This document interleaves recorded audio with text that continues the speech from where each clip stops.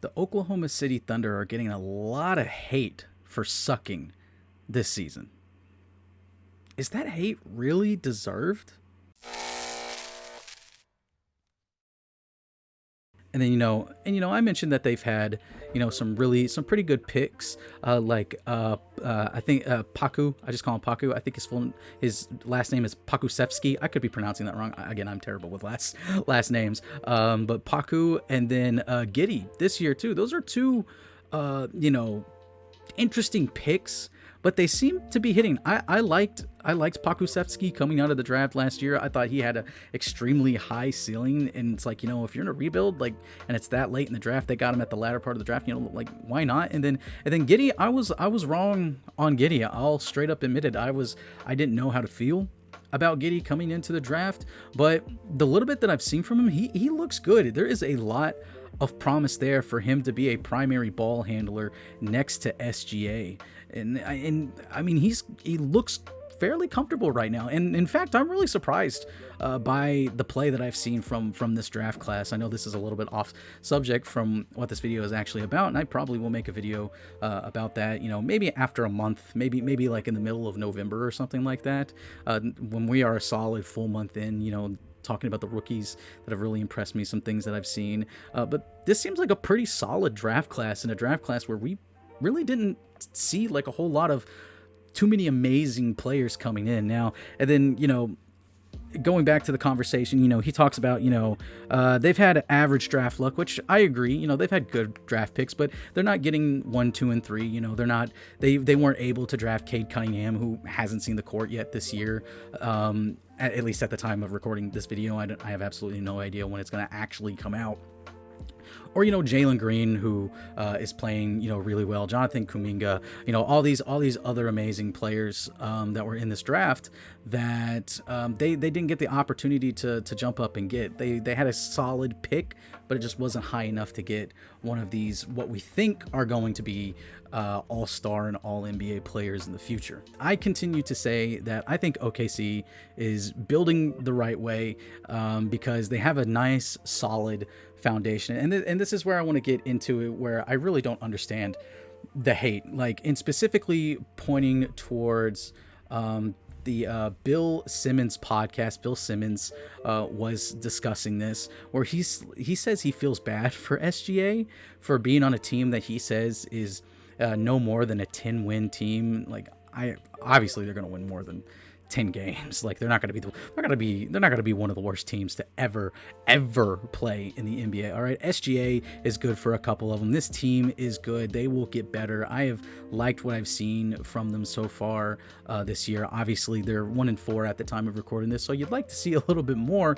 But again, it is a young rebuilding team. And Bill Simmons, he goes on and talks about how, he questions if this is the right place for SGA, if that he should potentially move on, if his agent him and his agent should get together, and, should they have accepted the money, should they potentially demand a trade down the line, does he want to spend, the next couple years on a team that's barely going to win 10 games a season. What I want to really point out here, and hopefully this all, makes sense to everybody, but what OKC is doing, there is a difference, in my personal opinion, between tanking and just sucking. Okay? I think OKC just doesn't have that great of a team. And that is nothing against OKC. That's just right now in this moment. I'm not saying that they don't have great players. I am just saying right now in the career of everyone, it's not that great of a team. SGA, fantastic. Okay, you nailed him. You got him. Good job. Lu Dort, big surprise. Great defensive player, strong, big energy guy. You always need that on your team. Paku, Giddy, Giddy up, I think is one of the greatest things to come out of this draft and this early season so far. They're great picks. They are promising picks. Giddy is fitting in comfortably. Pakusevsky, he is looking like he could potentially be a great role player. And the big thing and the reason why I say that there's a difference between me is that you can see it with the way that the team plays and how they play their star players. If this was a team that was just straight up tanking, they would look at every excuse to not play SGA. If they're getting blown out, pull SGA. If SGA has just like a slight injury, well, maybe it's like maybe he like sprains his ankle. He has a high ankle sprain. He's out for a couple of weeks. His diagnosis is a couple of weeks, but maybe they hold him out for like a month, 2 months, something. And it's like, oh, you're feeling, like you got a little bit of back soreness, okay, we'll leave you out a couple games, stuff like that. They'd be looking for every excuse. Now, last year, SGA did only play 35 games of the shortened season, but he had a legitimate foot injury, tore muscle in his foot.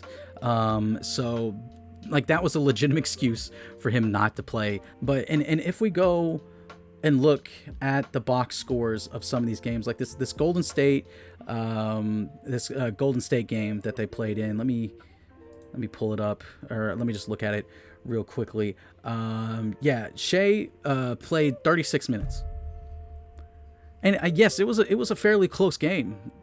So even if it's a fairly close game, if this team is tanking, they would not have played SGA 36 minutes. They're not playing their best player 36 minutes if this is a team that is actively trying to tank their season to try to give themselves the best odds at getting the number 1 overall pick. Now, you have here in the Houston Rockets game, Shai only played 26 minutes. He didn't play particularly well, but that was a massive blowout. They lost 124 to 91. It happens sometimes, and in games like that, it's the wise decision. It's a decision that every team makes. If the Lakers are going to get blown out, if they're going to lose by 25, 30 points, LeBron's not going to be in there for the final 6 minutes of the game. It's nearly impossible. Nothing's impossible in the NBA because you can go on massive runs, but at some point mathematically it is going to be impossible because of the shot clock and the number of possessions, and the fact that it is extremely rare, even for sucky teams, to not get a lucky bucket within like a 6 minute span, and then you go on a 31-0 run. It's possible, maybe. I won't say it's impossible. I'll say it's improbable. That's a better word. Let's go with improbable. And speaking of the Lakers, that to me, that game in particular tells me that this team is not tanking, that they're just a bad team that's in a rebuild and they're just doing whatever it takes to try to get better. The Lakers game, they were down 19 in the first half. They easily could have just rolled over, packed it in, and said, we'll move on to the next game. We'll try next game. They didn't. They pushed back.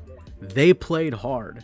And they got a very nice win. And looking at the box score here, Shai, 38 minutes. Lu Dort, 34 minutes. Baisley, 32 minutes.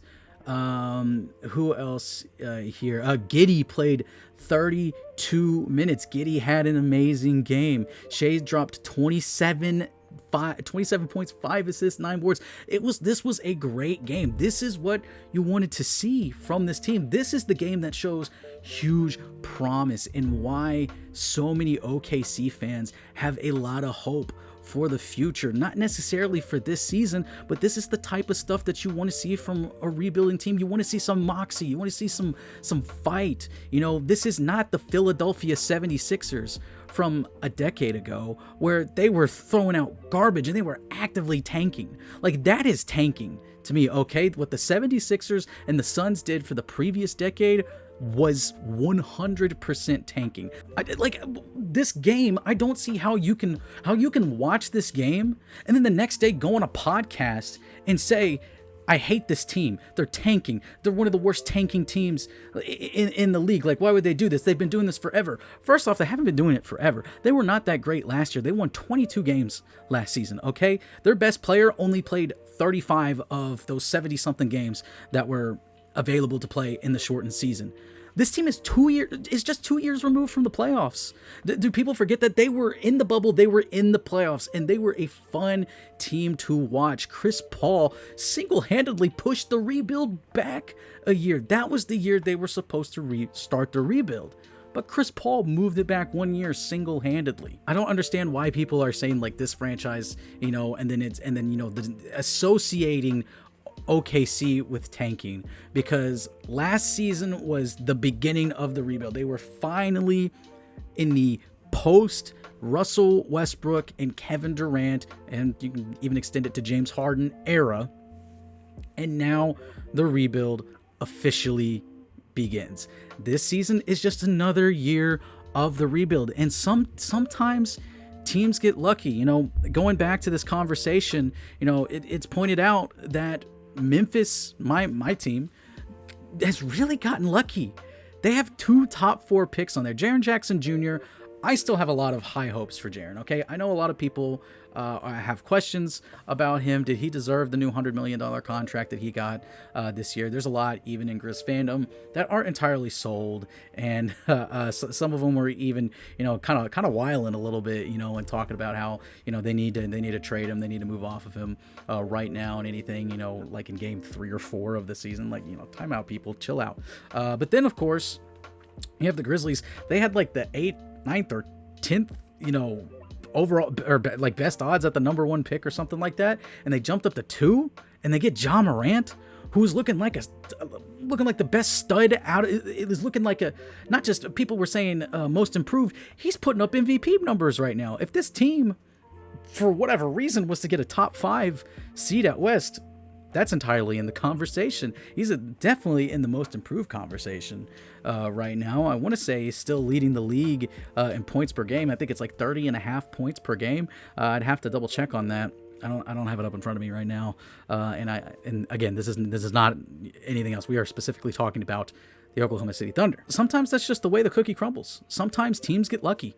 Like Memphis does not have as good of a rebuild as they do without a ton of luck. But then also there is skill involved with that, and it all boils down to the front office. Memphis has done a great job at late in the first round picks. They got Brandon Clark a few years ago, then they got Desmond Bane last year. Those are 2 picks that I would consider as steals. Desmond Bane looking like the steal of the draft. I said that about Brandon Clark too. Brandon Clark has kind of fallen out of favor, it looks like, with Coach Jenkins. Again, anyway, this is not about Grizzlies. It's not about anyone else. Specifically about Oklahoma City. Talking about how they're in a rebuild, and Sam Presti has done the best he can to set the team up for a successful rebuild. 19 first round picks over the next 5 years, and then 17 second round picks. Sam Presti can fill up like 3 NBA rosters with players with the number of picks he has. The odds are astronomically in OKC's favor that they will find a second star to put beside SGA. I don't think SGA, at least right now, maybe he can become that later this year, maybe next year, or maybe the year after that. Maybe he can become the guy that can single-handedly push a team over the edge and get them to the playoffs. But even players like that, they need support players around them to succeed in any capacity. And again, Presti has done a great job at getting assets to try and make those moves. And you never know. You got 19 first-round picks, and there's maybe a player that you want to get.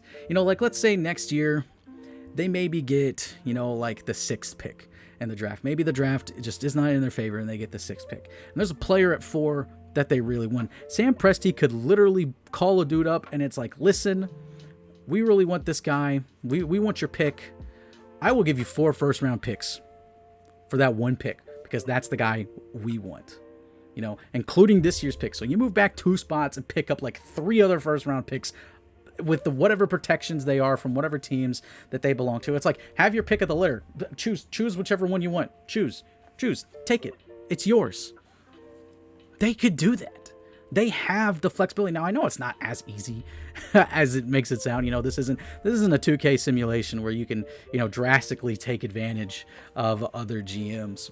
I'm fully aware of that. But hypothetically speaking, that is entirely possible. It's also entirely possible. Hell, offer 10. You know, if that's the guy that you believe is going to be the number 2, or maybe he's even better than SGA, you know, that's entirely possible. That could happen. But in this rebuild, again, they've put themselves in a great situation, and I just don't understand the hate. I don't get where it's coming from. So, OKC fans, I know it's tough. I know you hate hearing this stuff, and that it's unfamiliar territory for you guys. And I know it would maybe ease it if you guys had gotten a championship. And, you know, it sucks because OKC is going to be one of the biggest what if teams ever, because you had 3 MVPs that were reaching their peak, all playing together at the same time. You just had the unfortunate circumstance that no one knew what the future of the NBA was going to look like. No one knew what the salary cap, what it was going to do, the flexibility that teams were going to have. So you move off of James Harden and he goes to Houston and turns into a baller. And then KD and Russ, they just had a falling out, and the rest is history. Like, it sucks. It's tough, you know, but again, I just want to reassure OKC fans that I think you guys are going to be okay. Solid foundation, good culture, good front office, great fans, great atmosphere. These are things that make successful franchises. Now, yes, you're a small market. You may never attract massive free agents. You may, you never know. The modern age, it is easier now to build your personal brand than it was even 10, 15 years ago. So you don't necessarily need Los Angeles and New York, although those still are, you know, 2 destinations where you go to, then they still may reign as king. And that's why those places will always be connected to every free agent under the sun. And trust me, I'm already starting to hear the Ja Morant stuff, and I'm sure Bill Simmons in 2 years, if Memphis hasn't done anything, is going to be like, Ja Morant's, you know, his prime being wasted, young talent being wasted. Ja Morant's agent, need to get him out of there, need to get him out of there, need to go to Boston, need to go to Philly, need to go to New York, need to go to LA. It's going to happen, man. It's inevitable. They were doing it with Giannis a couple years ago, and look at where Giannis is at now. He's got a championship, couple MVPs, and might be a for lifer with Milwaukee. And we should be thanking Milwaukee for winning the championship because of that, because it gives us small market guys hope for the future. But anyway, guys, thank you so much for watching this video. What do you think about the OKC Thunder? What do you think about their rebuild? Do you think that the hate that they're getting in the label that they're getting as a blatant tanking team, when there are other teams that are probably worse and are legitimately tanking? Did Bill Simmons forget that the Detroit Pistons exist, that they're a franchise? Tell me what you guys think. Comment down below. If you enjoyed the video, make sure to leave a like and subscribe if you're not already subscribed to the channel. And if you do subscribe, then hit the notification bell so you can be notified whenever the next video that I do, like this or any other video that we got going on the website, you'll be notified whenever it drops. Again, I'm Jackson Law with Vendetta Sports Media, signing off. I will see you guys next time.